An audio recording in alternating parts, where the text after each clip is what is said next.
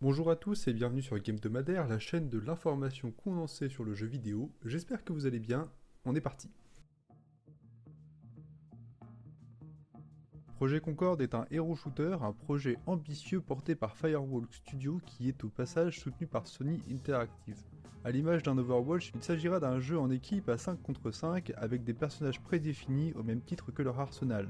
Il faudra donc choisir un personnage avec lequel on se sent à l'aise et chaque personnage appartient à une des 6 classes du jeu qui, au-delà des traditionnels tanks, flanks, support et dégâts, ajoute 2 classes spécialisées dans d'autres aspects du combat, comme une classe spécialisée dans les combats à distance et une autre dans les combats aériens. D'ailleurs, le jeu semble miser sur ce combat aérien puisque la quasi-totalité du roster aura accès à un double saut favorisant donc un gameplay vertical.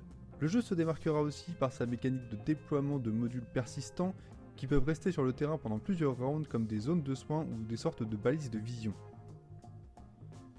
Pour l'instant, 4 modes de jeu sont confirmés, à savoir la chasse au trophée qui est un mode avec réapparition, on doit éliminer ses adversaires pour récupérer des cartes primes, l'équipe qui a le plus de cartes primes avant la fin du temps imparti a gagné. L'occupation est un mode sans réapparition où il faut contrôler une seule et unique zone. Récupération quant à lui est un mode où il faut récupérer un coursier et le placer dans une zone afin de le protéger. Vous ne pourrez pas réapparaître avant la fin de la manche dans ce mode de jeu. Contrôle des zones est un mode où les équipes se disputent le contrôle de plusieurs zones pour engranger des points et atteindre le nombre de points nécessaires pour déclencher la fin de la partie. La date de sortie est prévue pour le 23 août 2024. Petite précision, il vous faudra un compte PlayStation Network pour pouvoir accéder à Concorde comme ce fut le cas pour Helldivers. C'est ce mercredi 11 juillet qu'un teaser que personne n'attendait mais que tout le monde est content de voir arrive sur la toile. C'est Arc System Works et Yukees qui s'associent pour nous l'offrir, Double Dragon Revive. Une renaissance d'un jeu faisant partie des classiques des années 80. Les développeurs souhaitent mélanger le style beat'em all très traditionnel du jeu avec une base de mécanique plus moderne. Même si on n'a pas beaucoup d'informations, on peut imaginer que le jeu sera d'une grande qualité sur ses animations comme nous le montre le trailer et en sachant que Arc System Works est le studio qui a développé Dragon Ball FighterZ. En tout cas, ce qu'on sait, c'est que le jeu à sa sortie est prévu pour 2025 sur PlayStation 4, PlayStation 5, Xbox Series X, Xbox Series S et Steam. Once Human est un jeu de survie massivement multijoueur sorti le 9 juillet et prenant place dans un monde post-apocalyptique dans lequel des créatures cosmiques ont envahi la Terre. Survival oblige, il faudra donc faire avec les moyens du bord en début de partie pour ensuite fabriquer une multitude de choses comme des abris, des armes, grâce à des mécaniques communes à la plupart des jeux de ce genre.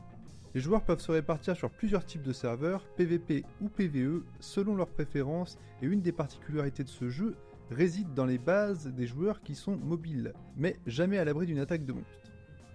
Là où le jeu se démarque, c'est plus sur son système de saison. Les développeurs affirment que chaque saison aura sa propre durée et sa propre histoire, mais aussi que la fin de saison sera marquée par la suppression de votre sauvegarde pour revenir à zéro au début de la suivante. Enfin, tout n'est pas perdu parce que ce que vous avez récolté sera transféré dans une instance personnelle appelée l'île de l'éternité dans laquelle vous pourrez agir à votre guise en conservant tous les consommables et armes que vous avez pu obtenir lors des saisons précédentes. Enfin, certains objets seront transférés d'une saison à une autre comme les schémas et bien évidemment les cosmétiques. Un choix audacieux donc et qui montre une ambition de dynamiser la progression dans un survival et aussi une envie de scénariser un peu plus un univers au travers d'événements saisonniers.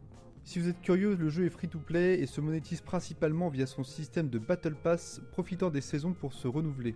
Une bonne occasion de sauter sur ce titre qui s'annonce assez unique. Vous n'en avez probablement pas entendu parler, mais pourtant c'est un jeu qui sort dans à peine une semaine.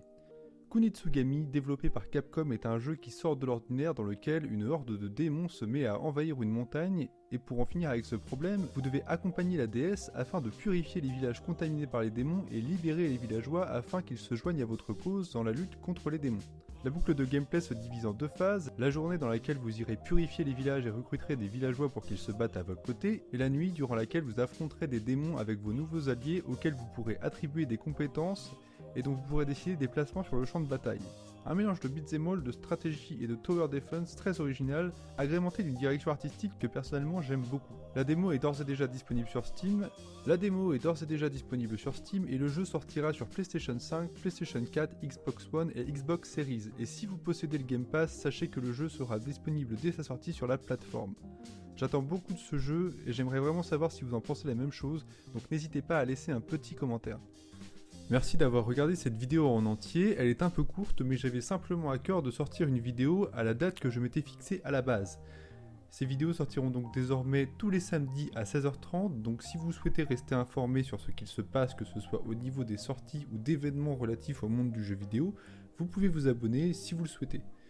Évidemment, la chaîne est à ses débuts, donc en voie d'amélioration, et je ferai tout mon possible pour vous apporter un contenu qui soit le plus fidèle à ma vision au fur et à mesure des épisodes. J'espère